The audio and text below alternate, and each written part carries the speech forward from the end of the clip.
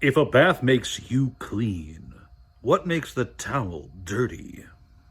Hey there, kiddos, and welcome back to the channel. I'm Uncle Frank. I'm that you are having a great day. And in today's video, I'd like to sit back in my squeaky chair. That's right, we got it fixed. It is, I wouldn't say good as new, but it is definitely better than it was yesterday. Good old squeaky chair. We are back to the squeakening. And in today's video, I am going to attempt to convince you, dear viewer, to buy garbage. That's right.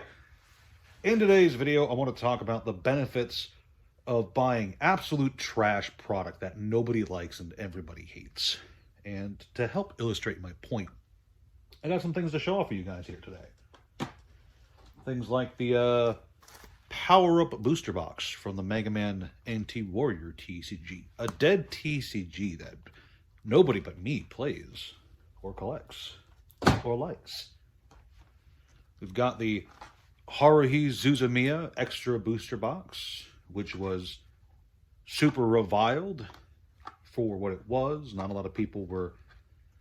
I guess not a lot of people liked the fact that this was an extra booster box. It was deemed overpriced for what it was. So, it sat unsold for a while. We've got things like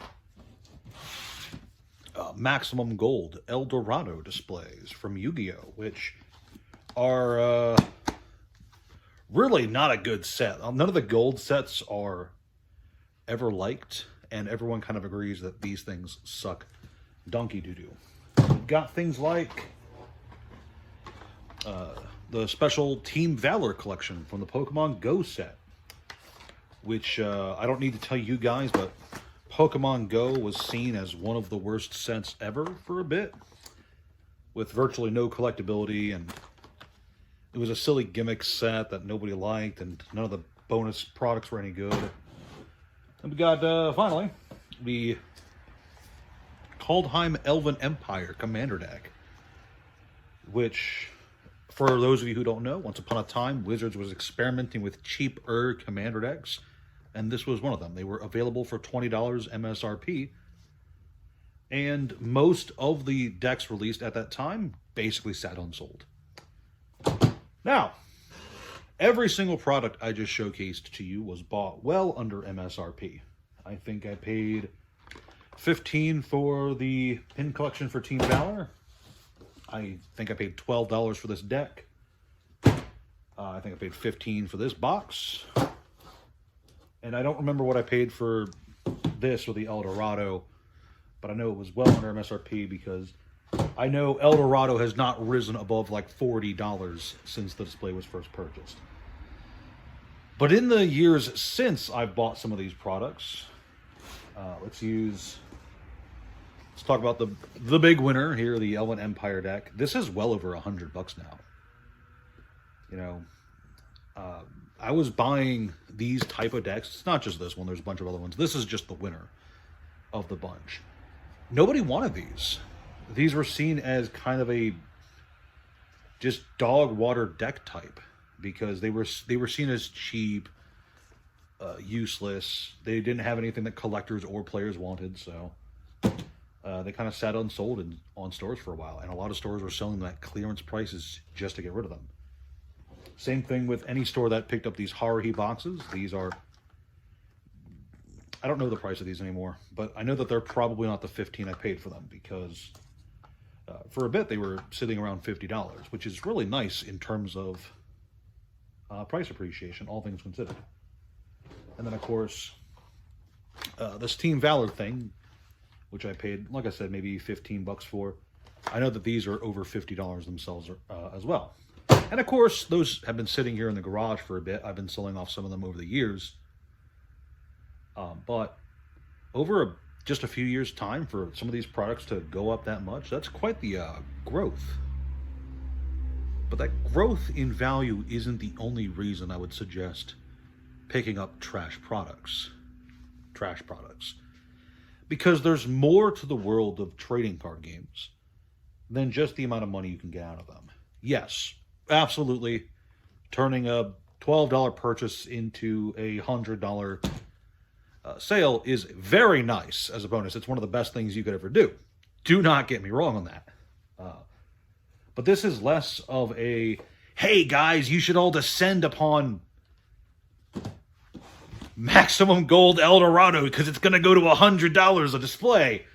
That's not what I'm making this video about. Instead, this video is about the fact that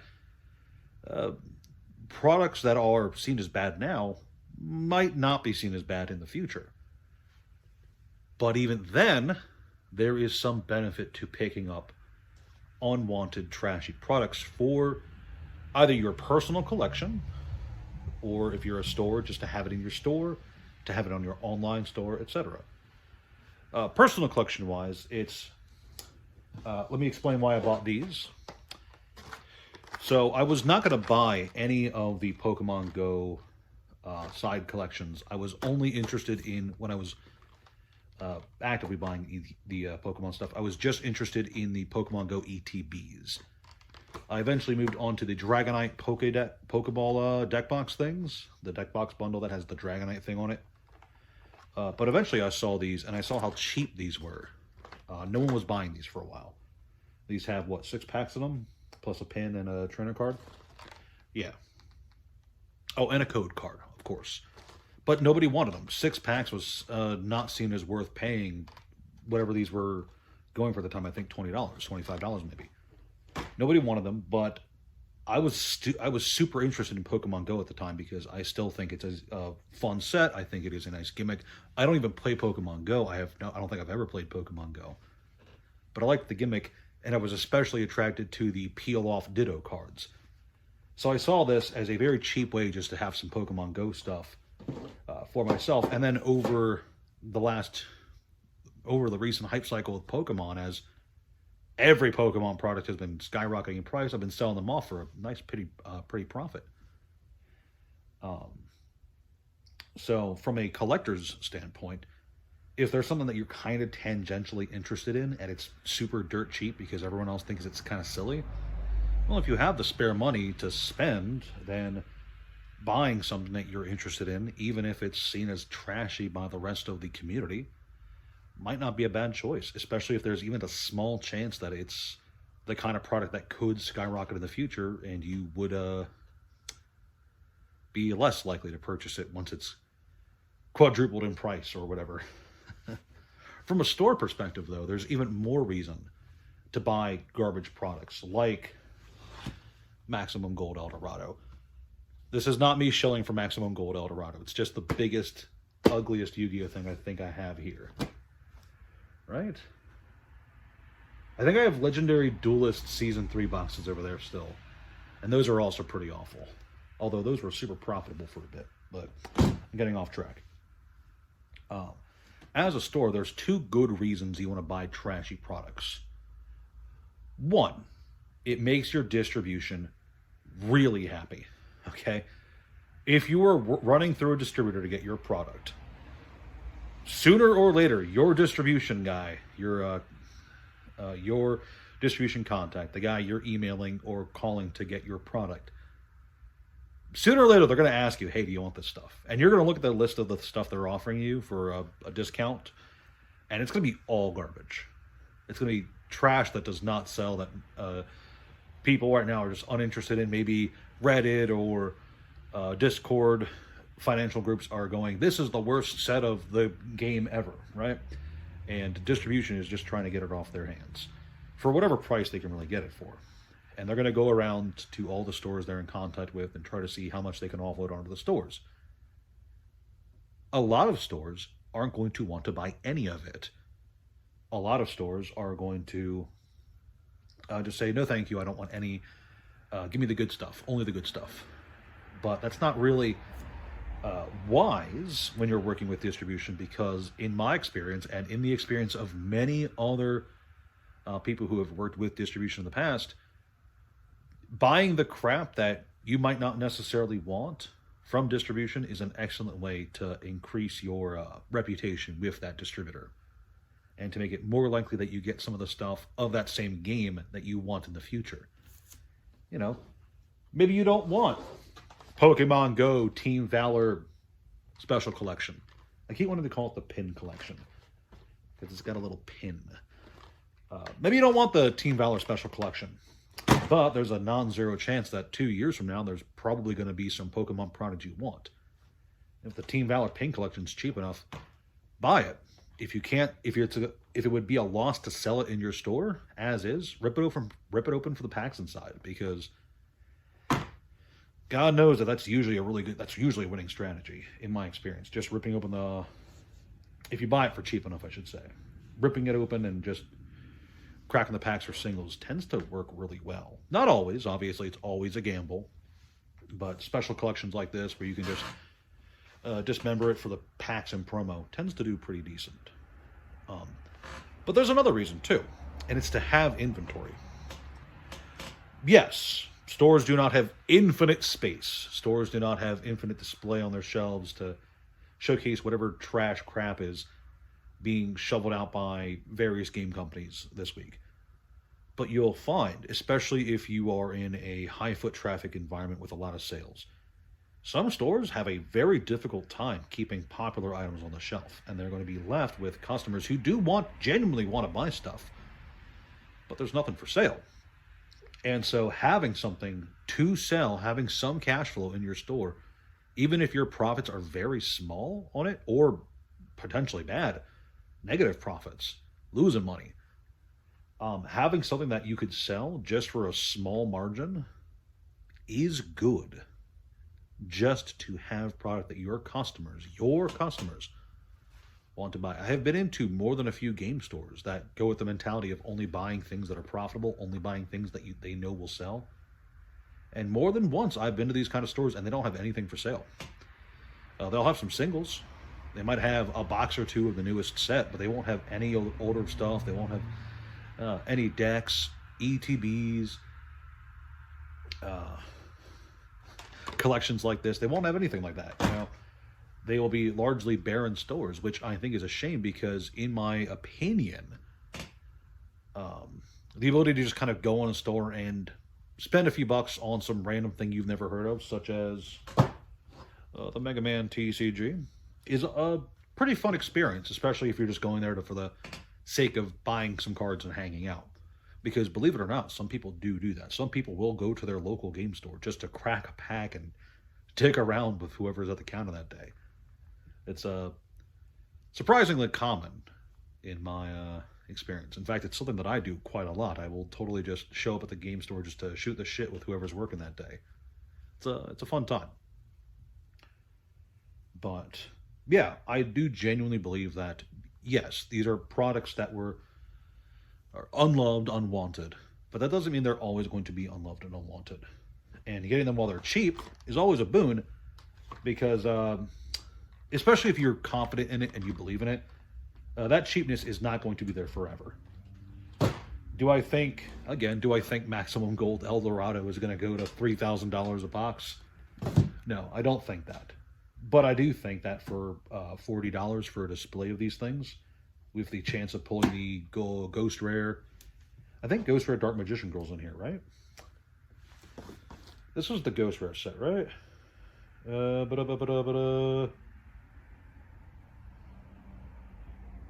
No, this is not. That's Ghost from the Past, which is a different set. This is the all gold rare set. Ghost from the Past is a different set.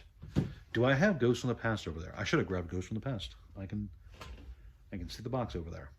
But anyway, no, I don't think these things, I don't think this, for instance, is going to skyrocket, but the chance is always there. And for how cheap it is, buying it just to have it is never bad. As long as two conditions are fulfilled. One, you're not wasting money that you need for something else. Obviously, don't spend money you don't have. And two, you have the space to store it. If you don't have the space to store this stuff, then this entire video is a moot point. Part of the downside of buying garbage product is the fact that it will sit unsold for a while. If no one on the wider market wants it too badly, then there's a decent chance that nobody in your local area is going to want it until they do. And when they do, could take a while. Do not get me wrong. No. The flip side of this, I know that there's going to be people in the comment section going, well, some of this stuff is trash because nobody's buying it. And it's absolutely true that some people might never buy this stuff. But I've obviously cherry-picked, but I've showcased some examples of things that clearly have appreciated quite well in price since acquiring them, just because markets change, opinions change, and with time comes, I wouldn't want to say price adjustment, but a difference in perceived value. Once upon a time, this was a $12 deck because nobody wanted it.